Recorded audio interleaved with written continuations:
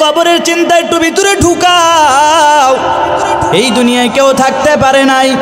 এই যে আপনাদের সালমানপুরীর একজন মানুষের ইন্তেকাল হয়ে গেলি, সবাই তার বাড়ি যাবি, বাড়ি গিয়া পীর জমাবি, একটা নজর তার দেখার জন্য সবাই তার বাড়ি যাবি। বাড়ি যাওয়ার পরে সবাই এক নজর দেখাও শেষ হয়ে যাবি। একদল লোক চলে যাবে বাজার থেকে কাপড় কেনার জন্য, আর একদল লোক চলে যাবে গরম পানি করার জন্য, আর একদল লোক চলে যাবি এমন এক জায়গায় তোমার জন্য কবর খনন করা হবে রে, যেই জায়গায় মানুষ দিনের বেলাও যাইতে বড় ভয় পায়, এমন একটা জায়গায় তোমার জন্য কবর খনন করা হবে রে। এবার কবর খনন করাও শেষ হয়ে যাবি, এবার জানাজা পড়ার জন্য মানুষগুলো সমবেত হয়ে যাবি। জানাজাও শেষ, আমার নবী জানা দেয় জানাজা শেষ হওয়ার পর মানুষেরা আপনারা এমন একটা গাড়ির মধ্যে নিয়ে রওনা হবে রে, যেই গাড়ির ড্রাইভার তোমার আপন সন্তানেরা হবে, যেই গাড়ির ড্রাইভার তোমার প্রিয় মানুষেরাই হবে। তোমার এই ড্রাইভারি করে করে এমন এক অচেনা জায়গায় নিয়ে যাবি, যেই জায়গায় মানুষ দিনের বেলাও যাইতে বড় ভয় পায়। এবার কবরে নেওয়ার পর, কবরে রাখার পরে সবাই এক মুষ্টি করে মাটি হাতে নিয়ে পড়বে, মিনহা খলাকনাকুম ওয়া ফিহা নুঈদুকুম ওয়া মিনহা নুখরিজুকুম তারাতান উখরা। এটা সবাই পড়বি আর মাটি দিয়ে বলবি, তোমার বাবারই পাড়ায়া মাটি দাও, পাড়ায়া মাটি দাও। কেউ বলবে না আস্তে করে পাড়ায়া মাটি দাও, সবাই বলবি জোরে জোরে পাড়ায়া মাটি দাও। এবার মাটি দাও শেষ, আমার নবী জানা দেয় 40 কদম পার হওয়ার পর আল্লাহ পাক ওই বান্দার কবরে দুইজন ফেরেশতা আল্লাহ পাক পাঠায় দেন। কে আলেম, কে মাওলানা, কে মুফতি, কে মুহাদ্দিস, কে সিনজির ড্রাইভার, কে অটোর ড্রাইভার, সবার কবরে আল্লাহ পাক দুইজন ফেরেশতা পাঠাবি। সবার কবরে 3টা প্রশ্ন হবে, রবের পরিচয় দাও, ধর্মের পরিচয় দাও, রহমাতুল লিল আলামিনের পরিচয় দাও। যারা দুনিয়ায় ঠিক মতো আল্লাহর গোলামি করেছি, যারা ঠিক মতো নামাজ পড়েছি, এরও 3টা প্রশ্ন করা হবে রে। আল্লাহর বান্দা যারা ঠিক মতো দুনিয়ায় নামাজ ঠিক মতো আদায় করছে, নেক আমল করেছে, এদেরকে প্রশ্ন করা মাত্র এরা প্রশ্নের জবাবগুলো দিয়ে দিবি। আল্লাহ পাক তখন বলবে রে ফেরেশতা, ওই বান্দার কবরের একটা রাস্তা জান্নাতের সাথে লাগা দে, জান্নাতের সাথে লাগা দাও। জান্নাতের সাথে লাগা দেওয়ার পর আল্লাহর বান্দা কবরের ভিতরে একটা ঘুম দিয়ে দিবি। আর ঘুম থেকে যেদিন কিয়ামত সংগঠিত হয়ে যাবে, আল্লাহর বান্দারে ঘুম থেকে জাগ্রত করা হবে। আল্লাহর বান্দা বলবি, কেন তোমরা আমারে ঘুম থেকে জাগ্রত করছো? আমি তো এত আরামের ঘুম জীবনও ঘুমাই নাই। ওই বান্দার কোনো কষ্ট হবে না। এই দিক দিয়ে যারা দুনিয়ায় ঠিক মতো নামাজ পড়ে নাই, শুধু গুনাহ আর গুনাহ করেছি, আল্লাহর অবাধ্য করেছি, ঠিক মতো নেক আমল করে নাই, এদেরকেও 3টা প্রশ্ন করা হবে। রবের পরিচয় দাও, ধর্মের পরিচয় দাও, রহমাতুল লিল আলামিনের পরিচয় দাও। এদেরকে 3টা প্রশ্ন করা মাত্র এরা প্রশ্নের জবাব দিয়ে বলবে লা আদিরি, লা আদিরি, লা আদিরি। আল্লাহ পাক তখন ফেরেশতাকে ডাক দিয়ে বলবি, এ ফেরেশতা, তার কবরের একটা রাস্তা জাহান্নামের সাথে লাগা দাও। ওই আল্লাহর বান্দার কবর জাহান্নামের সাথে লাগা দেওয়ার পর আল্লাহর বান্দার কি পরিমাণ কষ্ট হবে রে, এত পরিমাণ কষ্ট হবে। ওই কবরের আযাব বড় ভয়ঙ্কর হয়ে যাবে। আমার নবী জানা দেয় ওই কবরের আযাব কেমন ভয়ঙ্কর হবে। বেনামাজির কবরের 2 পাশের মাটির চাপ এত জোরে জোরে চাপ দিবি, পাঁজরের হাড্ডিগুলো ভেঙে চুরমার হয়ে যাবি। আমার নবী বলছে, বেনামাজির কবরে সাপ পর্যন্ত চলে আসবি রে। 1-2টা সাপ আসবে না, 70 থেকে 99টা সাপ তার কবরের মধ্যে চলে আসবে। একটা সাপের এত পরিমাণ বিষ হবে রে, একবার যদি দুনিয়ায় নিঃশ্বাস ফেলতো, দুনিয়ার দামি দামি সব ফল নষ্ট হয়ে যাইতো। এত ধরনের বিষাক্ত ধরনের সাপ থাকবে। এরপরে নবী বলছেন, এটা তো শুধুমাত্র কবরের হালাত, আর ওই হাসরের ময়দান আরো ভয়ঙ্কর, আরো ভয়ঙ্কর। আল্লাহ পাক যেদিন মানুষগুলোকে আল্লাহ পাক দাঁড় করায় দিবেন হাসরের ময়দানে, আল্লাহ পাক সমস্ত মানুষগুলোকে উলঙ্গ অবস্থায় আল্লাহর সামনে দাঁড় করাবি, তখন আল্লাহ পাক বলবি, হে পাপিষ্ঠর দল, তোমরা যারা দুনিয়ায় শুধু গুনাহ আর গুনাহ করছো, ওয়ামতাজুল ইয়াউমা আইয়ুহাল মুজরিমুন, নেককারদের থেকে আলাদা হয়ে যা। কিন্তু গুনাহগাররা নেককারদের থেকে আলাদা হতে চাইবে না। আল্লাহ পাক তখন বলে, ওই দিন আমি নিজ কুদরতি হাত দ্বারা গুনাহগার বান্দারে আলাদা করে ফেলবে। এরপরে আল্লাহ পাক জানা দেয়, ওই দিন আল্লাহ পাক মহারাগান্বিত আওয়াজ দিয়া বলবি, লিমানিল মুলকুল ইয়াউম লিল্লাহিল ওয়াহিদিল কাহ্হার। আল্লাহ পাক যেদিন কহকারিয়তের আওয়াজটা দিয়ে দিবি, হাসরের ময়দানটা থরথর করে কাঁপবি। বেঈমান কাফেররা সব মানুষগুলো বেহুশ অবস্থায় পড়ে যাবি, নবীরাও পর্যন্ত বেহুশ অবস্থায় পড়ে যাবি। ৭০,০০০ বছর পর আপনার আমার নবী রহমাতুল লিল আলামিন হুশে আইসা আল্লাহর কাছে বারবার বলবে, আল্লাহ আমার একটা উম্মত যেন জাহান্নামে না যায়, আমার একটা উম্মত যেন জাহান্নামে না যায়। আল্লাহর এই কহকারিয়তের আওয়াজে হাসরের ময়দানটা থরথর করে কাঁপবি। নবীরাও পর্যন্ত নাফসি নাফসি বলে কাঁদবে। আদম নবী তার উম্মতের কথা ভুলে গিয়া আল্লাহর কাছে বলবে, আল্লাহ বাঁচাও। ঈসা নবী তার উম্মতের কথা ভুলে গিয়া আল্লাহর কাছে বারবার বলবে, আল্লাহ বাঁচান। মূসা নবী তার উম্মতের কথা ভুলে গিয়া আল্লাহর কাছে বারবার বলবে, আল্লাহ বাঁচান।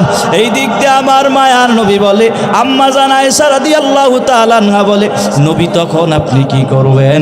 আমার মায়ার নবী ডাক দিয়ে বলে, রে আয়েশা, তখন আমি মাকামে মাহমুদের মধ্যে ঢুকিয়া একটা সেজদা দিয়া দিব। সেজদা দিয়ে আল্লাহর কাছে বারবার বলবে, আল্লাহ আমার একটা উম্মত যেন জাহান্নামে না যায়, আল্লাহ আমার একটা উম্মত যেন জাহান্নামে না যায়। এই দিক দিয়ে জাহান্নাম বলবি, হালমিম মাজিদ। জাহান্নাম বলবি, আমার পেটে বড় ক্ষুধা, বড় ক্ষুধা, বেনামাজিগুলো আমার পেটে দিয়া দেন। আল্লাহ পাক বলবি, জাহান্নাম একটু থাম, একটু থাম, বিচার কার্যটা শেষ করে নেই। জাহান্নাম থামতে চায় না। আমার নবী বারবার আল্লাহর কাছে বলবে, আল্লাহ জাহান্নামকে ফিরান, আল্লাহ জাহান্নামকে ফিরান। জাহান্নামকে থামানো যায় না, এত দ্রুত জাহান্নামীদের দিকে আসবি। আল্লাহর নবী বারবার সুপারিশ করার পর আল্লাহ পাক বলবি, হে ফেরেশতা, জাহান্নামকে শিকল লাগায়া টেনে ধর, টেনে ধর। শিকল লাগানো টেনে ধরে রাখতে পারবে না, এত দ্রুত জাহান্নামীদের দিকে আসবি। নবী বারবার আল্লাহর কাছে সুপারিশ করার পর আল্লাহ পাক এক পর্যায়ে নবীর সুপারিশটা কবুল করে ফেলবেন। এরপরে আল্লাহ পাক বলবে, রে কিছু কুদরতি পানি আছে ফেরেশতা, এই পানিগুলো জাহান্নামের উপরে ছিটিয়ে দাও। জাহান্নামের উপরে ছিটানো মাত্র জাহান্নাম পিছনে চলে যাবি। मोमिन जो फिदा नक्श काफे पाए नबी हो, मोमिन जो फिदा नक्श काफे पाए नबी हो ज़ीर कदम आज भी आलम का खजीना, ज़ीर कदम आज भी आलम का खजीना। घर सुन्नत नबवी की करे पैरवी उम्मत, घर सुन्नत नबवी की करे पैरवी उम्मत, तोहफा से निकल जाएगा फिर इसका सफीना, तोहफा से निकल जाएगा फिर इसका सफीना। आशिक हूँ बेरादर शहंशाह दो आलम, आशिक हूँ बेरादर शहंशाह दो आलम, मिश्कू से ज़ियादा मुबारक जिसका फसीना, मिश्कू से ज़ियादा मुबारक जिसका फसीना। সকলে আমরা একটু দোয়া করি। আলহামদুলিল্লাহি রাব্বিল আলামিন।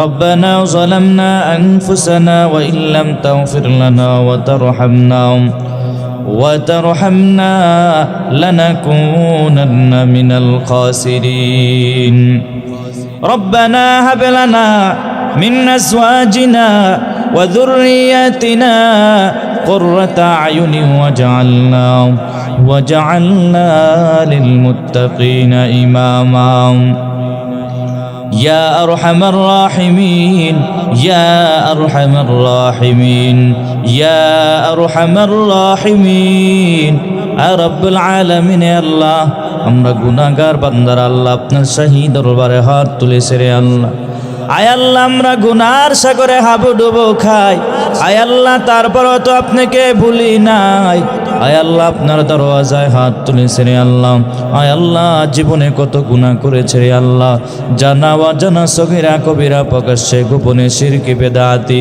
আয় আল্লাহ যত ধরনের গুনাহ করেছি আয় আল্লাহ আপনি আমাদের জীবনের সব গুনাহ খাতা আল্লাহ মাফ করে দেন আয় আল্লাহ খাস করে আজকের এই মাহফিলে আয় আল্লাহ যে লাইনে সহযোগিতা করেছেন আয় আল্লাহ সকলের সহযোগিতাকে আল্লাহ কবুল আর মঞ্জুর করে নেন কেউ শ্রম দিয়ে কেউ টাকা দিয়ে আয় আল্লাহ যে লাইনে সহযোগিতা করেছে আল্লাহ সকলের সহযোগিতাকে আল্লাহ আপনি কবুল আর মঞ্জুর করে নেন রে আল্লাহ আয় আল্লাহ অনেকে দোয়া চেয়েছেন আয় আল্লাহ এক ভাই বিদেশের বাড়িতে যাবি অনেক দিন পর্যন্ত চেষ্টা করতেছে রে আল্লাহ আয় আল্লাহ বিদেশে যাওয়ার নিয়ত করেছে আল্লাহ যত ধরনের কাজ আছে আল্লাহ সব কিছু সহজের সাথে আল্লাহ আদায় করার তৌফিক দিয়া দেন রব্বুল আলামিন আল্লাহ এই এলাকার অনেক মুরব্বীরা কবরস্থ হয়ে গেছে অনেকের মা নাই অনেকের বাবা নাই অনেকের অনেকজনেরা দুনিয়া থেকে বিদায় হয়ে গেছে রে আল্লাহ আয় আল্লাহ আদম নবী থেকে আজ পর্যন্ত যত মানুষ কবরস্থ হয়ে গেছি আয় আল্লাহ সকলের কবরকে জান্নাতের টুকরা বানায় দেন আয় আল্লাহ এই এলাকার মধ্যে শান্তি নাজিল করে দেন আয় আল্লাহ ঘরে ঘরে কোরআনে হাফেজ বানায় দেন ঘরে ঘরে কোরআনের আওয়াজ চালু করে দেন আয় আল্লাহ মা বোনদেরকে পর্দানিশীন বানায় দেন আয় আল্লাহ জীবনে একবার হলেও আল্লাহ বাইতুল্লাহ জিয়ারত করার তৌফিক দিয়া দেন যারা গিয়েছে বারবার যাওয়ার তৌফিক দিয়া দেন রে আল্লাহ আয় আল্লাহ মনে বড় আশা কবে বাইতুল্লাহর সামনে গিয়ে দাঁড়ায় বলবো আল্লাহ গো আপনার বাইতুল্লাহ হাজির নবীর রওজার সামনে দাঁড়ায় নবীরে কবে সালাম দেব আল্লাহ মনে বড় আশা আয় আল্লাহ প্রত্যেকটা মুমিন মুসলমানকে আল্লাহ আল্লাহ আপনার বাইতুল্লাহ না দেখায়া আয় আল্লাহ নবীর ঘর না দেখাইয়া আয় আল্লাহ মরণ দিয়েন না আয় আল্লাহ রজব মাস চলতেছি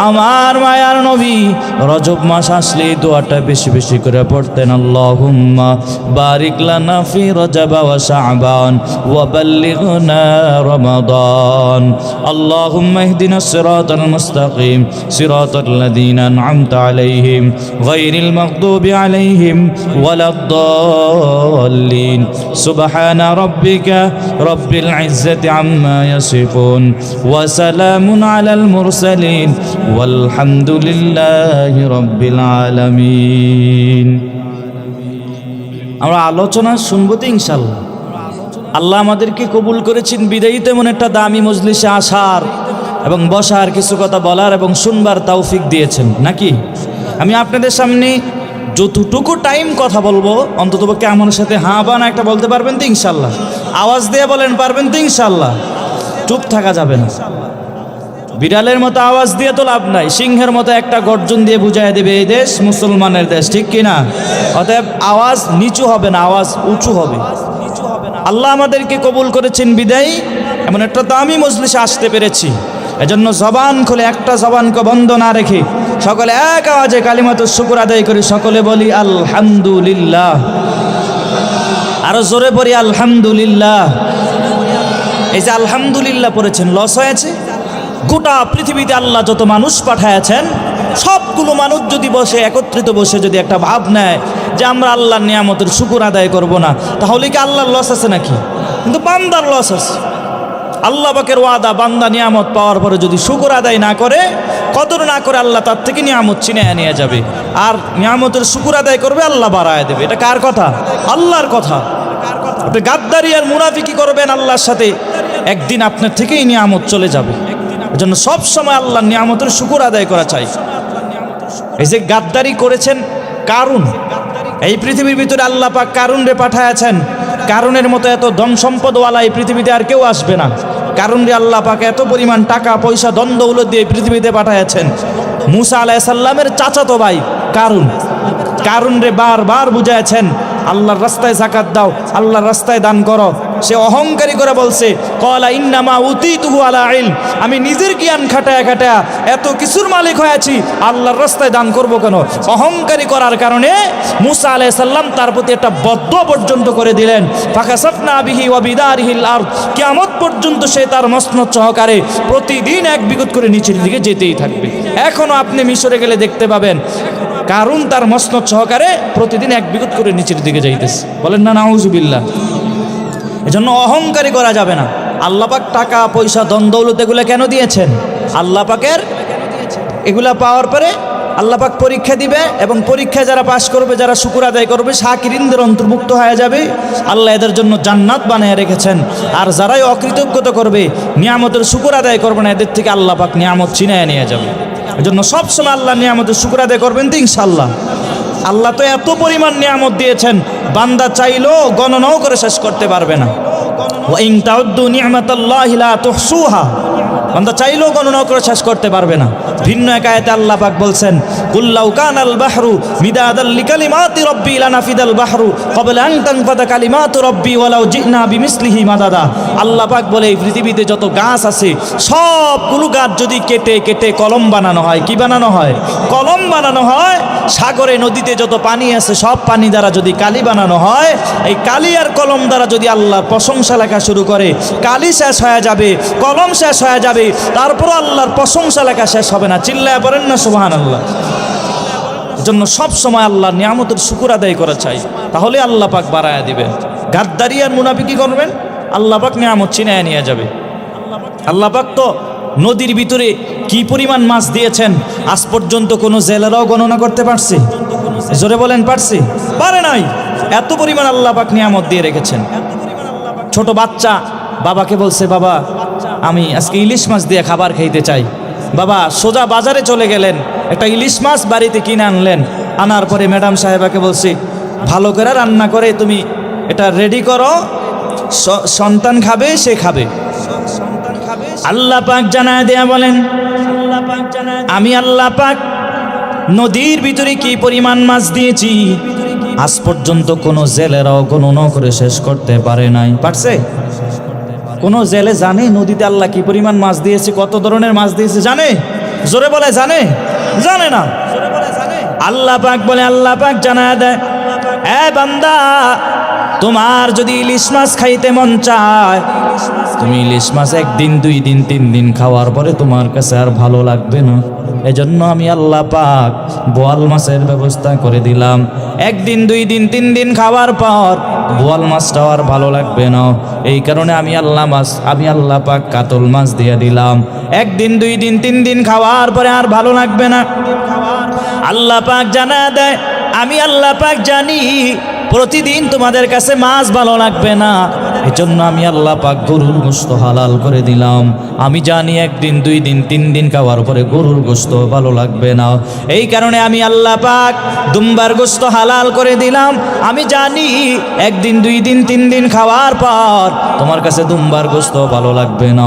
এজন্য আমি আল্লাহ পাক গরুর বকরির গোশত হালাল করে দিলাম। আল্লাহ পাক জানা দেয় আমি আল্লাহ যত নিয়ামত দিয়েছি খা, কোনো বাধা নাই। তবে শুইনা নাও, খাওয়ার পরে যদি একবার যদি আলহামদুলিল্লাহ বলে যদি শুকর আদায় করে নাও, আমি আল্লাহ পাক বিনিময় শব্দ তার আমল নামায় দেব এবং তার নিয়ামত আরো বাড়ায় দিব। চিল্লায় পড়েন না সুবহানাল্লাহ। যারা গাদ্দারি করবে আর মুনাফিকি করবে, আল্লাহ পাক তাদের থেকে নিয়ামতগুলো ছিনিয়ে নিয়ে যাবে।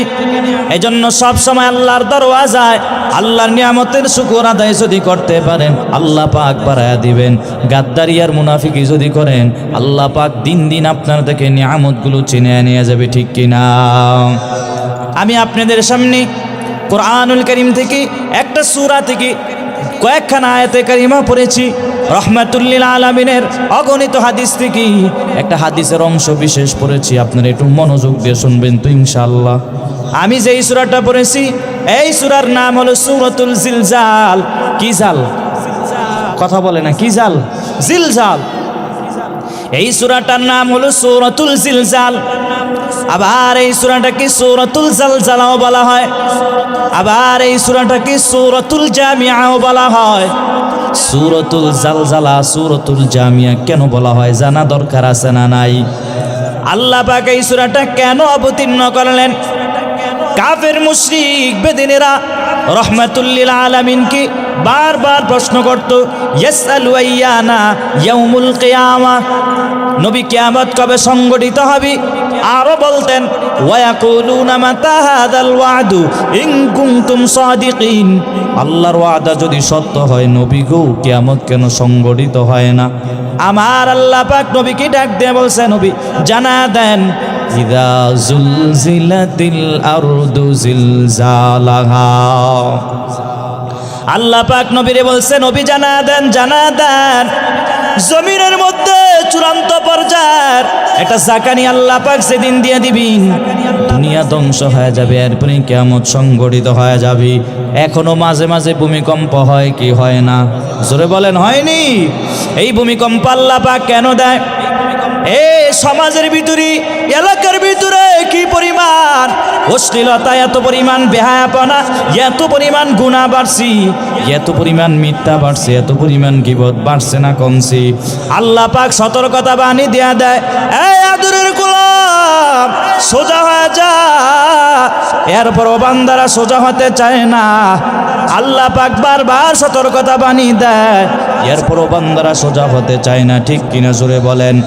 আল্লাহ পাক সূরা জিলজালের মধ্যে যেই জাকানির কথা আল্লাহ পাক বলছেন, এটা তো এমন একটা জাকানি রে বাবা, যেই জাকানি দেওয়ার পরে আসমান ধ্বংস হয়ে যাবে, পাহাড় পর্বত সব কিছু ধ্বংস হয়ে যাবে, এরপরে কিয়ামত সংগঠিত হয়ে যাবে। এই সূরাটাকে সূরাতুল জালজালা বলা হয়, মানে ভূমিকম্পের সূরা। আবার এই সূরাটাকে সূরাতুল জামিয়াও বলা হয়। সূরাতুল জামিয়া কেন বলা হয় রে বাবা? একটু মনোযোগ দিয়ে শুনবেন। আবু দাউদ শরীফের 1399 নম্বর হাদিস। আল্লাহর নবীর কাছে একজন সাহাবী এসে বলে, নবী গো আমার এমন কিছু সূরা শিখিয়ে দেন যেগুলো আমার জন্য সহজ হয়ে যাবে। আল্লাহর নবী বলছি, তাহলে কোরআনুল কারীমের ভিতরে যেই যেই সূরার শুরুতে আছে আলিফ লাম রা, এমন 3টা সূরা তুমি পড়ে নাও, মুখস্থ করে নাও। আল্লাহর বান্দা জবাব দিয়ে বলছে, নবী গো আমার বয়স বেশি হয়ে গেছে, আমার জিহ্বাটা শক্ত হয়ে গেছে, কলবটা ভারী হয়ে গেছে, নবী গো এত কঠিন সূরা আমি পড়তে পারবো না। আমার মায়ার নবী বলছে, যদি না পারো তাহলে কোরআনুল কারীমের ভিতরে যেই সূরার শুরুতে আছে হামিম, এমন 3টা সূরা তুমি পড়ে নাও। আল্লাহর বান্দা সেম জবাব দিয়ে বলছে, নবী গো আমার বয়স বেশি হয়ে গেছে, কলব শক্ত হয়ে গেছে, জিহ্বা ভারী হয়ে গেছে, এত কঠিন সূরা পড়তে পারবো না।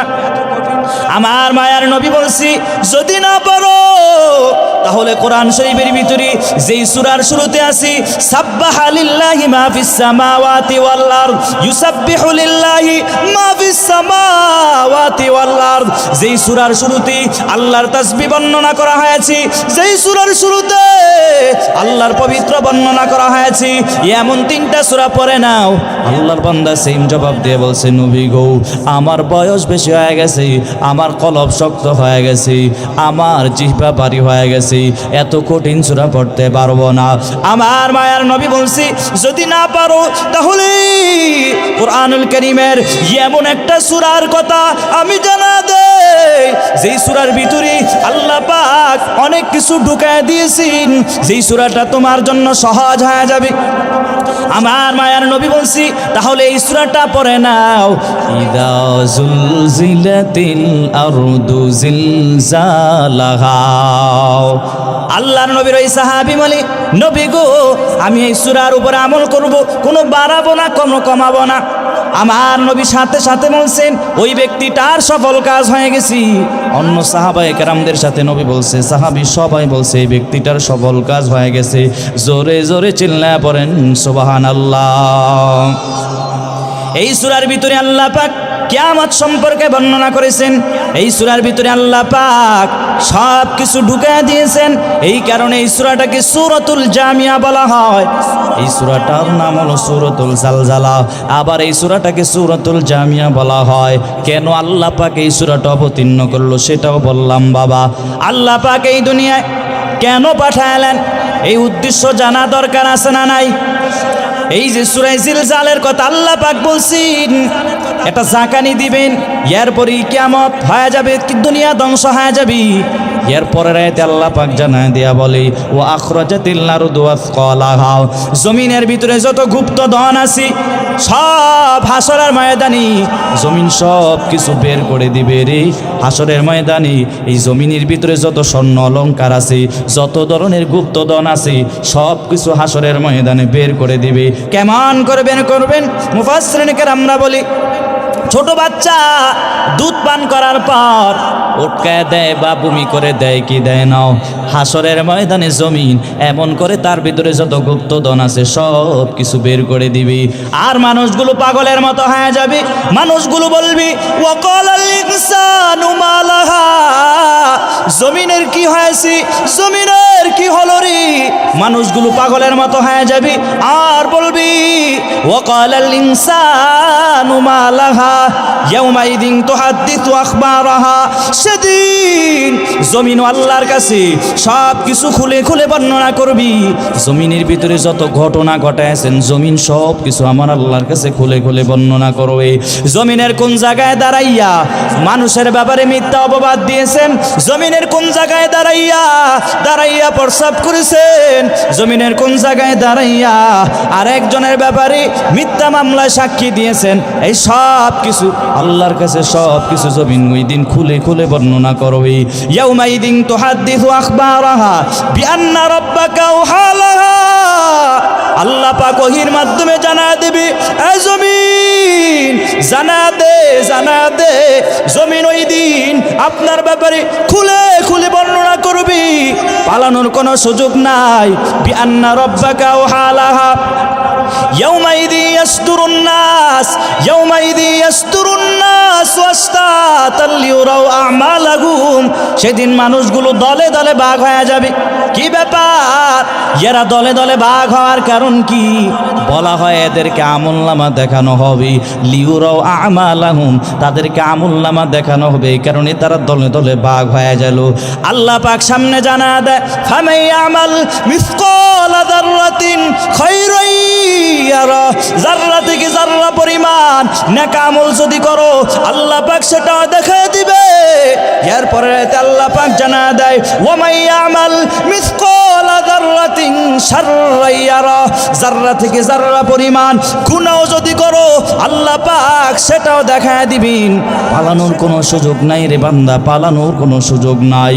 কত বান্দারা চিন্তা করে ভিতরে একটা চতুর্পাশে দেওয়াল বানা, আমি যদি ভিতরে উল্টা পাল্টা করি, খারাপ কাজ করি, আমারে দুনিয়ার কেউ না দেখলে একজনে দেখেন কি দেখেন না। আল্লাহ পাক জানা দেয়, অন্ধকারের ভিতরে পিপিলিকা যখন চলেরি তার পায়ের নড়াচড়াটা আমি আল্লাহ পাক দেখতে পাই। বান্দা তুমি কি করো? আমি আল্লাহ পাক সব কিছু দেখতে পাই। অতএব পালানোর কোনো সুযোগ নাই রে বান্দাও। আল্লাহ পাক এই দুনিয়ায় সামান্য সময়ের জন্য আল্লাহ পাক এই দুনিয়ায় পাঠাইছেন। ভিন্ন এক আয়াতে আল্লাহ পাক জানায় দেয়, ওয়ালানাবলুওয়ান্নাকুম বিশাইইম মিনাল খাউফি ওয়াল জু'i ওয়া নাকসিম মিনাল আমওয়াল। আল্লাহ পাক এই আয়াতের ভিতরে জানায় দেয়, আমি আল্লাহ পাক এই দুনিয়ায় মানুষ পাঠাইলাম, এদের থেকে আমি আল্লাহ পাক পরীক্ষা নিব। কিসের মাধ্যমে আল্লাহ পাক পরীক্ষা নিবে? আল্লাহ পাক এই সূরার ভিতরে, এই আয়াতের ভিতরে আল্লাহ পাক কিছু মাধ্যম আমার আল্লাহ পাক তুলে ধরেছেন।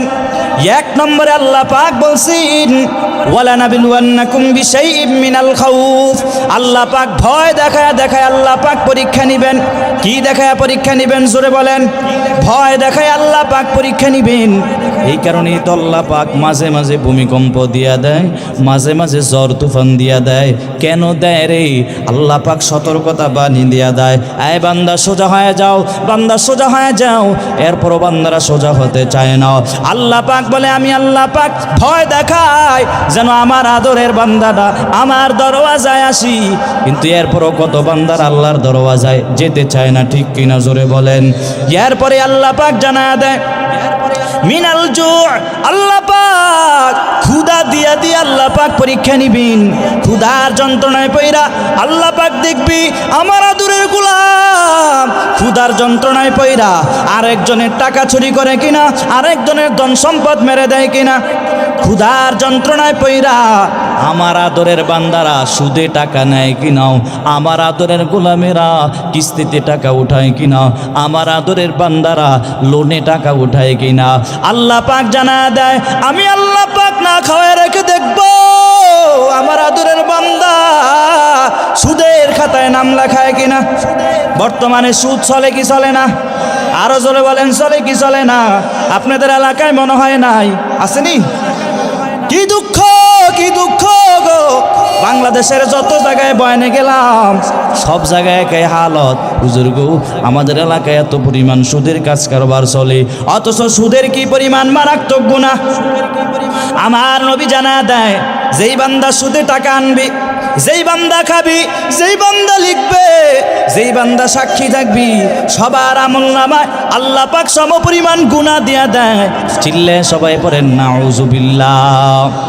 নবী এক রাতে বলছি, কেউ যদি 1 টাকা মাত্র সুদ খাও, আপন মায়ের সাথে 36 বার জিনা করলি যেই পরিমাণ গুনাহ হয়, আল্লাহ পাক তার আমল নামায় সেই পরিমাণ গুনাহ দিয়ে দেয়। বলেন না নাউজুবিল্লাহ। নবী ভিন্ন আরেক রাতে বলছি, কেউ যদি 1 টাকা মাত্র সুদ খাও, আপন মায়ের সাথে 70 বার জিনা করলে যেই পরিমাণ গুনাহ হয়, আল্লাহ পাক তার আমল নামায় সেই পরিমাণ গুনাহ দিয়ে দেয়। চিল্লায় পড়েন না নাউজুবিল্লাহ। নবী আরো জানায় আছেন, সুদের খাতায় নাম লেখাবে যারা, সামনের কাতারও নামাজ পড়ি কোনো লাভ নাই, যত ইবাদত করো কোনো লাভ নাই। সুদের খাতায় নাম লেখাইয়া বাইতুল্লাহর জিয়ারতে যাও, কোনো লাভ নাই। সুদের খাতায় নাম লেখি মাদ্রাসা মসজিদে লক্ষ টাকা দান করো, কোনো লাভ নাই। কারণ আমার নবী জানায় আছে, যারা সুদ খাবে রে, এত যতই ইবাদত করবে তার ইবাদত আল্লাহ দরবারে কবুল হবে না, ঠিক কিনা? আল্লাহ পাক বলছেন, আমি আল্লাহ পাক ক্ষুধা দিয়া দিয়ে আল্লাহ পাক পরীক্ষা করবি। ক্ষুধার যন্ত্রণায় পড়ে আমি আল্লাহকে যদি গালি দাও, আমি আল্লাহকে যদি ভুলে যাও, তাহলে বান্দা ধৈর্য ধারণ যদি করতে পারো রি, তাহলে আমি আল্লাহ এদের ফলাফল সুন্দর দিয়ে দিব এবং তাদের সঙ্গী সাথী হয়ে যাব, ঠিক কিনা? কিন্তু তারা ধৈর্য ধারণ করতে পারে না, ক্ষুধার যন্ত্রণায় পড়ে আল্লাহর গালি দেয়। সমাজে এমন লোক আছে না নাই? আমার মায়ার নবীও এই দিনের পরে দিন না খাইয়া কালেমার দাওয়াত দিয়েছেন।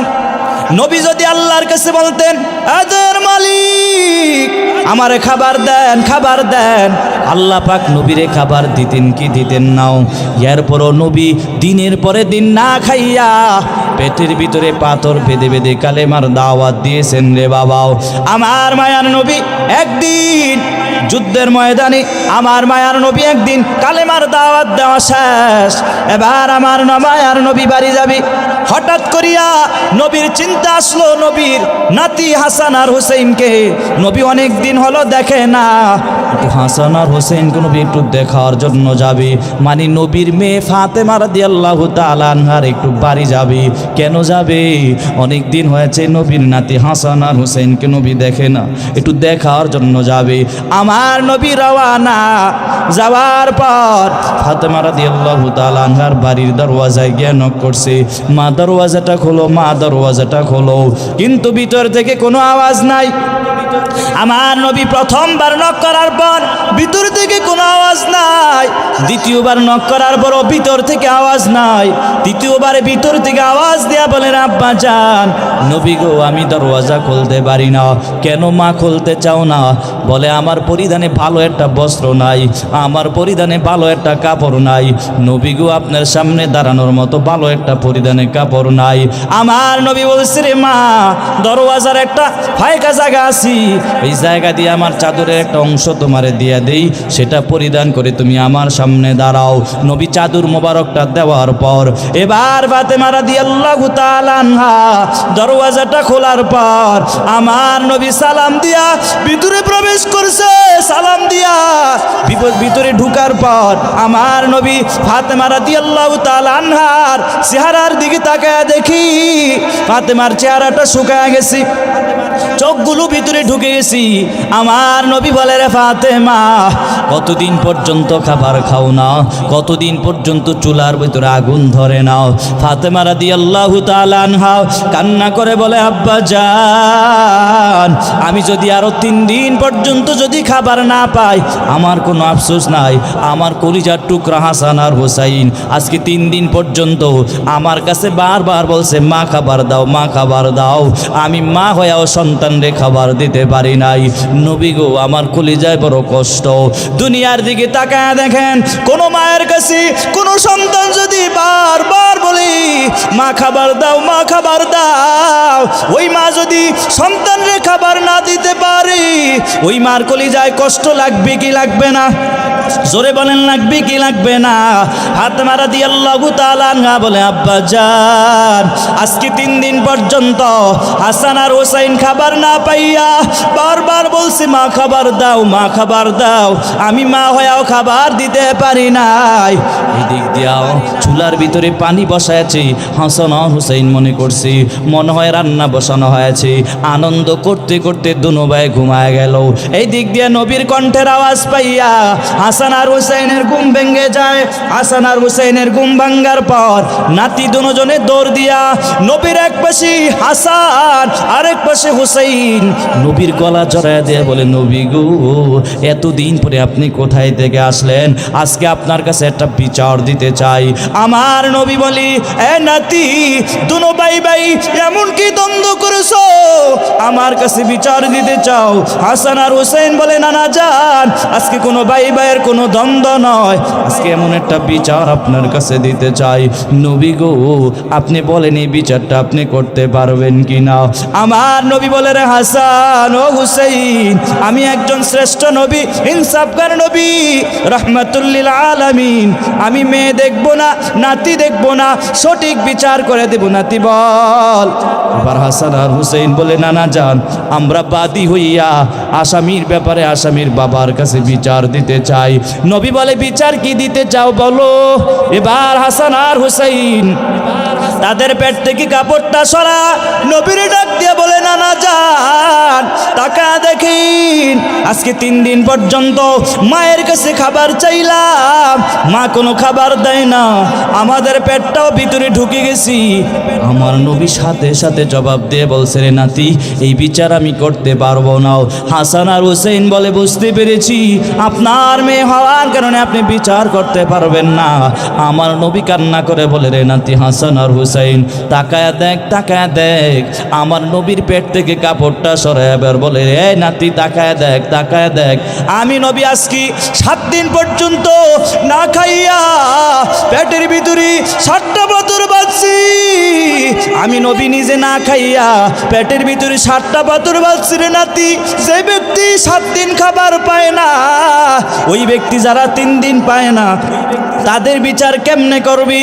আমার নবী কান্না করে, ফাতেমা রাদিয়াল্লাহু তাআলা আনহাও কান্না করে, হাসান আর হুসাইনও কান্না করে। আমার নবী যদি আল্লাহর কাছে বলতেন আল্লাহ খাবার দেন, আল্লাহ নবীরে খাবার দিতেন কি দিতেন না? এরপরে নবী দিনের পরে দিন না খাইয়া কালেমার দাওয়াত দিয়েছি, কিন্তু তুমি আর আমি আল্লাহ পাক গরিব বানানোর কারণে আর একজনের ধন সম্পদ মেরে দেয়, গরিব বানানোর কারণে সুদে ব্যবসা টাকায় নিয়ে আসো, গরিব বানানোর কারণে কারণে আল্লাহরে গালি দেয়া দাও। আল্লাহ পাক নবীর মাধ্যমে জানায়া দেয় আমি আল্লাহ পাক গরিব বানায় পরীক্ষা নেই, আমি আল্লাহ পাক ধনী বানায় পরীক্ষা নেই। আফসোস করার দরকার নাই, আল্লাহ পাক নবীর মাধ্যমে জানায়া দেয় গরিব বড় লোকের বাড়ি গেলে দেখে আফসোস করিও না। আমি নবীর মাধ্যমে জানায়া দিলাম বড় লোকের 500 বছর আগে গরিবেরা জান্নাতের মধ্যে চলে যাবে। জোরে জোরে চিল্লায়া পড়েন সুবহানাল্লাহ। এজন্য ভালো করিয়া বোঝার চেষ্টা করেন, আল্লাহ পাক এই দুনিয়ায় সামান্য সময়ের জন্য আল্লাহ পাক পাঠাইছেন। একটু ভালো করিয়া বোঝার চেষ্টা করেন, এই দুনিয়ায় কেউ থাকতে পারে নাই রে বাবা। তোমার আগের দাদার দাদা যারা এরও দুনিয়া থেকে বিদায় হয়ে গেল, তোমার থেকে টাকা পয়সা কম ছিল না রে বাবা। কত মানুষেরা দুনিয়া থেকে বিদায় হয়ে গেছে। তুমি যদি একটু চিন্তাটা করো, আমার একদিন কবরে যাওয়া লাগবে। অতএব যদি এই চিন্তাটা ভিতরে ঢুকাইতে পারো রে আল্লাহ পাকের কাছে, তাহলে তুমি যায় সুন্দর জবাব দিতে পারবে। আল্লাহ পাক এই দুনিয়ায় কেন পাঠাইলেন? একটা উদ্দেশ্য নিয়েই তো আল্লাহ পাক এই দুনিয়ায় পাঠাইছেন। উদ্দেশ্যটা আজকে ভুলে গেছি আমরা। আল্লাহ পাক কেন পাঠাইলেন এই উদ্দেশ্য যদি ভুলে যাও রে, তাহলে তুমি লক্ষ্যহারা হয়ে যাইবা। এজন্য আল্লাহ পাক এই দুনিয়ায় কেন পাঠাইছে সেটা জানা দরকার আছে না নাই? আল্লাহ পাক এই দুনিয়ায় কেন পাঠাইলেন? 27 নম্বর পারার 2 নম্বর পৃষ্ঠায় আল্লাহ পাক জানায় দেয় আমি আল্লাহ পাক এই দুনিয়ায় পাঠাইলাম একমাত্র আমি আল্লাহর ইবাদত করার জন্য। কার ইবাদত করার জন্য? আল্লাহর ইবাদত যদি না করে অন্য কার ইবাদত করো, আল্লাহর কাছে জবাবদিহিতা করা লাগবে কি লাগবে না? কবরের চিন্তা একটু ভিতরে ঢুকাও। এই দুনিয়ায় কেউ থাকতে পারে নাই। নামাজ পড়ো, 5 ওয়াক্ত নামাজ জামাতের সাথে আদায় করার চেষ্টা করো। সাহাবায়ে কেরামরা নামাজের প্রতি কি পরিমাণ যত্নবান ছিলেন আমার আল্লাহ পাক এক আয়াতের মধ্যে জানা আছে, যারা নামাজ পড়বে আল্লাহ পাক তাদেরকে ফাহিশা এবং অশ্লীল কাজ থেকে আল্লাহ পাক দূরে সরাইয়া দিবে। এখন প্রশ্ন হলো হুজুর আমি নামাজ পড়ো গুনাহ থেকে বাঁচতে পারি না? জবাব নিয়ে নাও, নামাজে যখন দাঁড়াও তাহলে নামাজের ভিতরে খুশু নাই, তোমার মনোযোগ নাই, এই কারণে তোমার নামাজ আল্লাহর দরবারে কবুল হয় না, ঠিক কিনা? এজন্য বান্দা একটু কবরের চিন্তা ভিতরে ঢুকাও। এই যে আপনাদের সালমানপুরীর একজন মানুষের ইন্তেকাল হয়ে গেলি, সবাই তার বাড়ি যাবি, বাড়ি গিয়া বীর জমাবি, একটা নজর তার দেখার জন্য সবাই তার বাড়ি যাবি। বাড়ি যাওয়ার পরে সবাই এক নজর দেখাও শেষ হয়ে যাবি।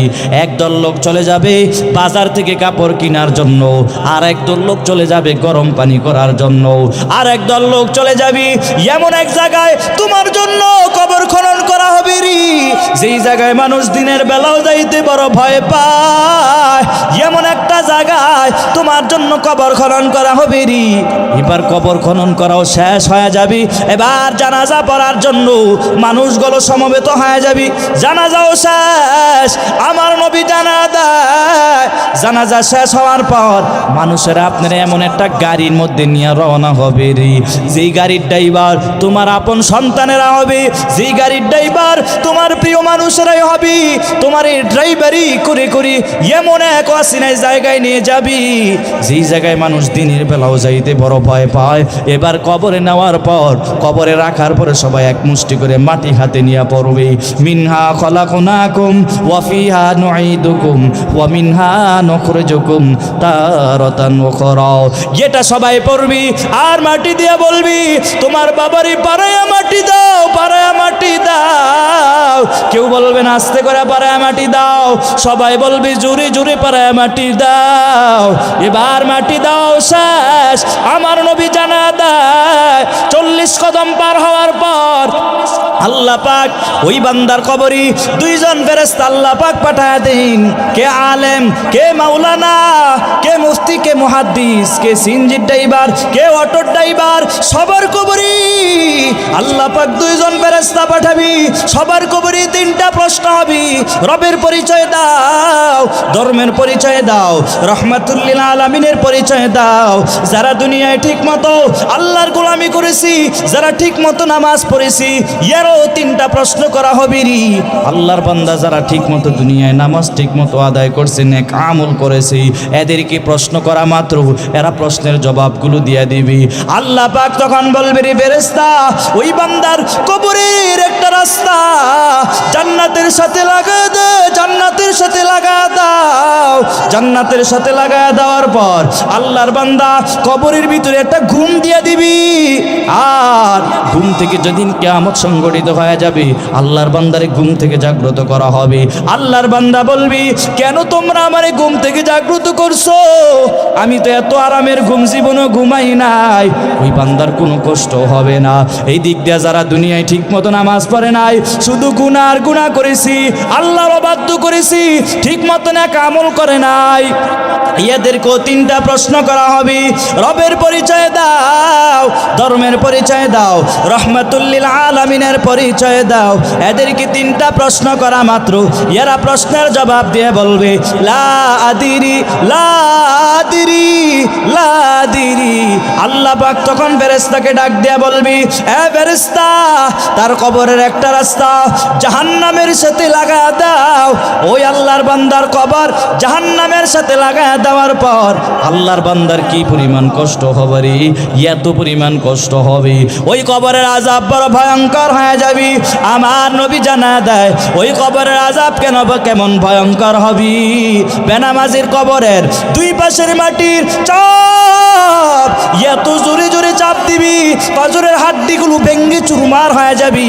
আমার নবী বলছে, বেনামাজির কবরে সাপ পর্যন্ত চলে আসবি রে। একটা দুইটা সাপ আসবে না, 70 থেকে 99টা সাপ তার কবরের মধ্যে চলে আসবে। এক একটা সাপের এত পরিমাণ বিষ হবে রে, একবার যদি দুনিয়ায় নিঃশ্বাস ফেলতো, দুনিয়ার দামি দামি সব ফল নষ্ট হয়ে যাইতো। এত ধরনের বিষাক্ত ধরনের সাপ থাকবে। এরপরে নবী বলছেন, এটা তো শুধুমাত্র কবরের হালাত, আর ওই হাসরের ময়দান আরো ভয়ঙ্কর, আরো ভয়ঙ্কর। আল্লাহ পাক যেদিন মানুষগুলোকে আল্লাহ পাক দাঁড় করায় দিবেন হাসরের ময়দানে, আল্লাহ পাক সমস্ত মানুষগুলোকে উলঙ্গ অবস্থায় আল্লাহর সামনে দাঁড় করাবে। তখন আল্লাহ পাক বলবে, হে পাপিষ্ঠর দল, তোমরা যারা দুনিয়ায় শুধু গুনাহ আর গুনাহ করছো, ওয়ামতাজুল ইয়াউমা আইয়ুহাল মুজরিমুন, নেককারদের থেকে আলাদা হয়ে যা। কিন্তু গুনাহগাররা নেককারদের থেকে আলাদা হতে চাইবে না। আল্লাহ পাক তখন বলে, ওই দিন আমি নিজ কুদরতি হাত দ্বারা গুনাহগার বান্দারে আলাদা করে ফেলবে। এরপরে আল্লাহ পাক জানা দেয়, ওই দিন আল্লাহ পাক মহারাগান্বিত আওয়াজ দিয়া বলবি, লিমানিল মুলকুল ইয়াউম লিল্লাহিল ওয়াহিদিল কাহ্হার। আল্লাহ পাক যেদিন কহকারিয়তের আওয়াজটা দিয়ে দিবি, হাসরের ময়দানটা থরথর করে কাঁপবি। বেঈমান কাফেররা সব মানুষগুলো বেহুশ অবস্থায় পড়ে যাবি, নবীরাও পর্যন্ত বেহুশ অবস্থায় পড়ে যাবি। 70,000 বছর পর আপনার আমার নবী রহমাতুল লিল আলামিন হুশে আইসা আল্লাহর কাছে বারবার বলবে, আল্লাহ, আমার একটা উম্মত যেন জাহান্নামে না যায়, আমার একটা উম্মত যেন জাহান্নামে না যায়। আল্লাহর এই কহকারিয়তের আওয়াজে হাসরের ময়দানটা থরথর করে কাঁপবি। নবীরাও পর্যন্ত নাফসি নাফসি বলে কাঁদবে। আদম নবী তার উম্মতের কথা ভুলে গিয়া আল্লাহর কাছে বলবে, আল্লাহ বাঁচাও। ঈসা নবী তার উম্মতের কথা ভুলে গিয়া আল্লাহর কাছে বারবার বলবে, আল্লাহ বাঁচান। মূসা নবী তার উম্মতের কথা ভুলে গিয়া আল্লাহর কাছে বারবার বলবে, আল্লাহ বাঁচান। এই দিক দিয়ে আমার মায়ার নবী বলে, আম্মা জান আয়েশা রাদিয়াল্লাহু তাআলা আনহা বলে, নবী তখন আপনি কি করবেন? আমার মায়ার নবী ডাক দিয়ে বলে, রে আয়েশা, তখন আমি মাকামে মাহমুদের মধ্যে ঢুকিয়া একটা সেজদা দিয়া দিব। সেজদা দিয়ে আল্লাহর কাছে বারবার বলবে, আল্লাহ, আমার একটা উম্মত যেন জাহান্নামে না যায়, আল্লাহ, আমার একটা উম্মত যেন জাহান্নামে না যায়। এই দিক দিয়ে জাহান্নাম বলবি, হালমিম মাজিদ। জাহান্নাম বলবি, আমার পেটে বড় ক্ষুধা, বড় ক্ষুধা, বেনামাজিগুলো আমার পেটে দিয়া দেন। আল্লাহ পাক বলবি, জাহান্নাম একটু থাম, একটু থাম, বিচার কার্যটা শেষ করে নেই। জাহান্নাম থামতে চায় না। আমার নবী বারবার আল্লাহর কাছে বলবে, আল্লাহ জাহান্নামকে ফিরান, আল্লাহ জাহান্নামকে ফিরান। জাহান্নামকে থামানো যায় না, এত দ্রুত জাহান্নামীদের দিকে আসবি। আল্লাহর নবী বারবার সুপারিশ করার পর আল্লাহ পাক বলবি, হে ফেরেশতা, জাহান্নামকে শিকল লাগায়া টেনে ধর, টেনে ধর। শিকল লাগানো টেনে ধরে রাখতে পারবে না, এত দ্রুত জাহান্নামীদের দিকে আসবি। নবী বারবার আল্লাহর কাছে সুপারিশ করার পর আল্লাহ পাক এক পর্যায়ে গিয়ে নবীর সুপারিশটা কবুল করে ফেলবেন। এরপরে আল্লাহ পাক বলবে, রে কিছু কুদরতি পানি আছে ফেরেশতা, এই পানিগুলো জাহান্নামের উপরে ছিটায় দাও। জাহান্নামের উপরে ছিটানো মাত্র জাহান্নাম পিছনে চলে যাবি। ফেরেশতারা বলবে, আল্লাহ আমরা 70,000 ফেরেশতারা 70,000 শিকল লাগায় টেনে ধরে রাখতে পারি নাই। আল্লাহ আপনি এমন কি পানি দিলেন, যেই পানি দেওয়া মাত্র জাহান্নাম পিছনে চলে গেছি। আল্লাহ তখন বলবে, রে ফেরেশতা, এগুলা কিসের পানি জানো? এগুলা দুনিয়ার কোনো বৃষ্টির পানিও না, জমজমের পানিও না, হাউজে কাউসারের পানিও না। এগুলা কিসের পানি তাহলে? আল্লাহ পাক বলি, এগুলা আমার গুনাহগার বান্দার চোখের পানি। আমার কিছু গুনাহগার বান্দা আছি যারা নাকি 5 বেলার নামাজ জামাতের সাথে আদায় করার পর ইয়ারা আবার ওভার ডিউটি করি। শীতের মৌসুমে ঠান্ডা পানি দিয়ে ওযু বানাইতে কি পরিমাণ কষ্ট। আমার কিছু আদরের বান্দা আছি ইয়ারা 5 বেলার নামাজ জামাতের সাথে আদায় করার পর ওভার ডিউটি করে ফজরের আগে ঘুম থেকে জাগ্রত হওয়া কি পরিমাণ কষ্ট।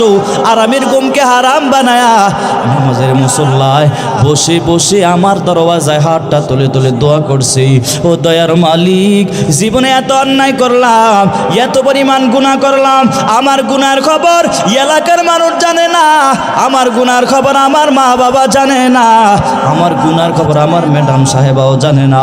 যদি জানতো তাহলে কেউ আমার ঘরে জায়গা দিত না। এমন করে করে আমার আদরের বান্দারা চোখের পানি ফালাইছে, আর আমি আল্লাহ পাক আমার গুনাহগার বান্দার চোখের পানি জমা করে রাখলাম। আজকে গুনাহগার বান্দার চোখের পানি আমি আল্লাহ পাক জাহান্নামের উপরে ছিটিয়ে দিলাম। জোরে জোরে চিল্লায়া পড়েন সুবহানাল্লাহ। এই চোখের পানির বড় দাম। আজকে তোমার আমার চোখে পানি নাই, কেন নাই? একটাই মাত্র কারণ রে বাবা, এত পরিমাণ গুনাহ জীবনে করলাম, গুনাহ করতে করতে কলবটা শক্ত হয়ে গেছে। এখন যতই জাহান্নামের আলোচনা হয় এরপরও দিলটা নরম হয় না, এরপরও চোখে পানি আসে না, ঠিক কিনা জোরে বলেন। আল্লাহর নবী জানা দেয় এই জাহান্নামকে থামানোর একটাই মাত্র মেডিসিন আছে, সেটা হলো চোখের পানি। যারা চোখের পানি পালাইয়া আল্লাহর কাছে কান্না করতে পারো, আমার নবী জানা দেয় আমার কোনো বান্দা যদি জাহান্নামের ভয়ে যদি এক ফোঁটা চোখের পানি ফালায়া দেয়, আল্লাহ পাক তার জন্য জাহান্নামের আগুন আল্লাহ পাক হারাম করে দেয়। ভালো করিয়া তাকায় দেখেন, জমিন থেকে আসমান কত উপরে, এরপরও মাঝে মাঝে সূর্যের তাপ সহ্য করতে পারো না। ওই হাসরের ময়দানে সূর্য 1 হাত উপরে চলে আসবি, 1 বিঘত উপরে সূর্য চলে আসবে রে। সূর্যের কিন্তু 12টা মুখ আছে, এখন মাত্র একটা মুখ জমিনে দিয়ে রাখছে। আল্লাহ পাক হাসরের ময়দানে সূর্যের অর্ডার করে বলবে, রে সূর্য, তোরে অর্ডার দিয়া দিলাম, তোর যত মুখ আছে জমিনের মধ্যে ছেড়ে দে। আল্লাহর অর্ডার পাইয়া সূর্যের যতটা মুখ আছে জমিনের মধ্যে ছেড়ে দেওয়া মাত্র যারা গুনাহগার, যারা ঠিক মতো নামাজ পড়ে নাই, এদের মাথার মগজগুলো বাতের মারের মতো ফুটতেই থাকবে, টকবক করে ফুটতেই থাকবে। কি পরিমাণ অবস্থা খারাপ হয়ে যাবে। জাহান্নামী হয়ে যদি কবরে যাও, আল্লাহ পাক যদি জাহান্নামে পালা দেয়, তোমার আমার অবস্থা বড় খারাপ হয়ে যাবে রে। একটু চিন্তাটা ভিতরে ঢুকাও। এই 40 বছর হায়াতে, 30 বছর হায়াতে কত অন্যায় করলা। আমার নবী জানায় দেয়, কেউ যদি হেলে দুলে 1 ওয়াক্ত নামাজ বাদ দিয়া দেয়, কয় ওয়াক্ত নামাজ বাদ দিয়া দেয়? মাত্র 1 ওয়াক্ত নামাজ বাদ দিয়া দেয়, 2,88,000 বছর জাহান্নামের আগুনের মধ্যে জ্বলা লাগবে। 30 বছর হায়াতে, 40 বছর হায়াতে কত ওয়াক্ত নামাজ বাদ দিয়েছো? হিসাবটা মিলাও। যদি হিসাবটা মিলাইতে যাও দেখবা এত পরিমাণ নামাজ বাদ দিয়েছিন। একটু বাবা বুঝার চেষ্টা করো, কত টাকাওয়ালার লোকেরাও দুনিয়া থেকে বিদায় হয়ে গেল, কত সম্পদশালী লোকেরাও দুনিয়া থেকে বিদায় হয়ে গেল। তোমারও একদিন দুনিয়া থেকে বিদায় হওয়া লাগবে কি লাগবে না? যদি বেঈমান হয়ে যদি কবরে যাও তোমার অবস্থা বড় খারাপ। এ বান্দা, নামাজ ঠিক মতো পড়া লাগবে কি লাগবে না? জোরে বলেন, পড়া লাগবে কি লাগবে না? আজকে তোমার আমার নামাজ ঠিক নেই রে বাবা। নামাজটার প্রতি যত্নবান হও আর নিজের হায়াতের প্রতি মূল্য দাও, গনিমত মনে করো। কারণ আল্লাহ পাক কাউরে 40 বছর হায়াত দেয়, কাউরে 50 বছর হায়াত দেয়, কাউরে 60 বছর হায়াত দেয়। এটা আল্লাহ পাকের পক্ষ থেকে নির্ধারণ করা আছে। এই জন্য হায়াতটাকে মূল্যায়ন করো। জাহান্নামী হয়ে যদি কবরে যাও অবস্থা বড় খারাপ হয়ে যাবি। যত আল্লাহওয়ালা হয়েছে সবাই শেষ রাতে কান্না করে করে আল্লাহ ওয়ালা হয়েছে, যত গুনাহগার হয়েছে গুনাহ করে করে গুনাহগার হয়েছে। ঠিক কিনা জোরে বলেন? যত আল্লাহর ওলি হইল শেষ রাতে কান্দিয়া, যত গুনাহগার হইল গুনাহ করিয়া। আদর করিয়া মানুষ আল্লাহ বানায়া, কেমনে দিবা জাহান্নামে ফালাইয়া, কেমনে দিবা জাহান্নামে ফালাইয়া। তুমি যদি মাফ না করো মাওলা বান্দারে, বলো তোমার বান্দার কি উপায় হবে? বলো তোমার বান্দার কি উপায় হবে? সকল দরজা হইতে মাওলা ফিরিয়া, তোমারও দরজায় রইলাম পড়িয়া, তোমারও দরজায় রইলাম পড়িয়া। আদর করিয়া মানুষ আল্লাহ বানায়া, কেমনে দিবা জাহান্নামে ফালাইয়া। জাহান্নামের আগুন থেকে বাঁচতে চান তো ইনশাআল্লাহ? কে কে জাহান্নামের আগুন থেকে বাঁচতে চান সবাই হাত তুলে দেখা দেন। আয় আল্লাহ, এই ময়দানে আপনার আদরের বান্দারা হাত তুলেছি।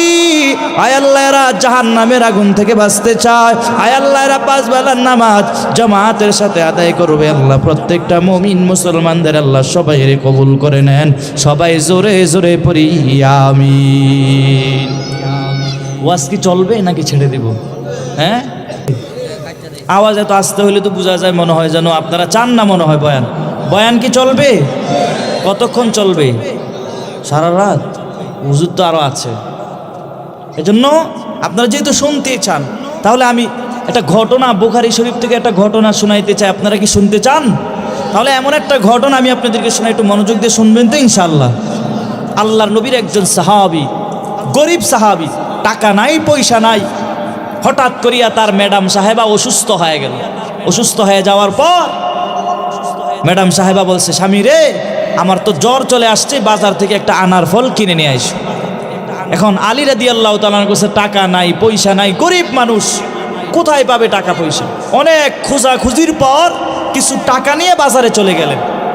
এবার বাজারে যাওয়ার পর একটা আনার ফল কিনলেন।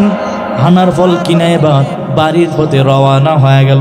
হঠাৎ করিয়া রাস্তায় একজন ভিক্ষুক দাঁড়ায় বলে, আলী রে, তোমার ব্যাগের ভিতরে যে আনার ফলটা আছে সেটা আমারে দিয়ে দাও। আলী চিন্তায় পড়ে গেল, কি ব্যাপার? একটা আনার ফল, মাত্র স্ত্রী ম্যাডাম সাহেবা একটা কিছুই তো চায় না, একটা আনার ফল নেওয়ার জন্যই তো বলছে। আমি তো ঠিকই কিনেছিলাম, কিন্তু হঠাৎ এই যে ভিক্ষুক চায় বসলে, এখন আমি কি করি? আলী রাদিয়াল্লাহু তাআলা আনহু চিন্তায় পড়ে গেলেন, কারণ আল্লাহ পাক বলছি ও আম্মাসা ইলা ফালা তানহার, কোন ভিক্ষুকরে দমক দেওয়া যাবে না।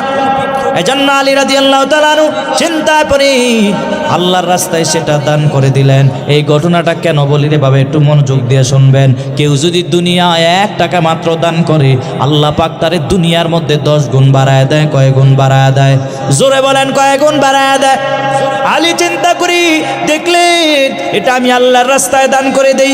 আলী রাদিয়াল্লাহু তাআলা আল্লাহর রাস্তায় দান করে দিলেন। এবার চিন্তা করতে করতে বাড়ির দিকে রওনা।